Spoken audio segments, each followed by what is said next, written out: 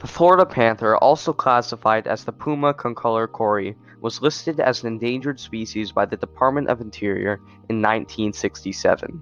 54 years later, the species still falls into this category, primarily as a result of hunting by humans.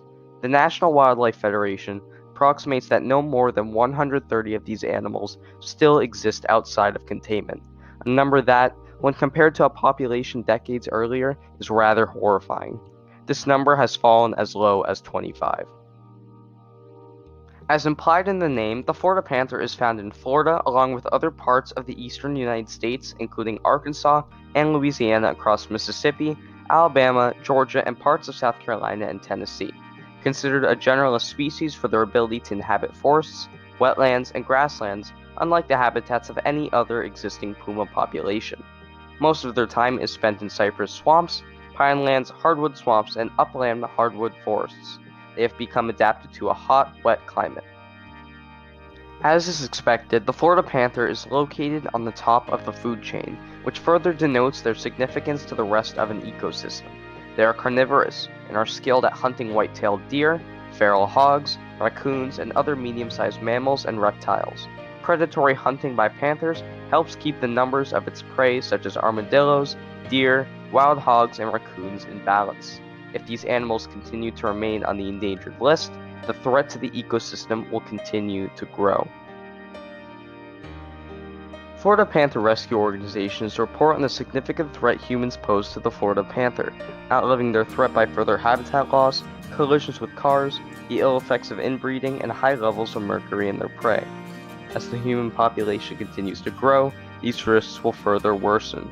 However, the most significant threat of endangerment came from legalized hunting, which now is no longer permitted.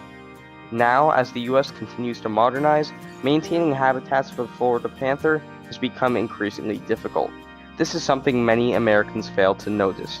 Each time we get in our car, and each time we encourage modernization and the creation of new locations on former lands used as habitats for this species, we only increase the likelihood of endangerment for the Florida panther.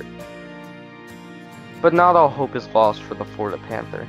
The TNC is leading an effort to conserve panther habitats by establishing connections to existing protected lands. Through their efforts, thousands of acres of prime panther habitat have been protected within the Greater Everglades, as well as those in the Panther Corridor near the Caloosahatchee River. Regardless, the responsibility of protecting the species lies on us. The Nature Conservancy Organization states that the best way to protect the Florida panther from endangerment is to support their work, to protect prime panther habitat by providing donations, if possible, which will allow them to protect critical lands, foster greater public understanding, and tackle land use planning challenges.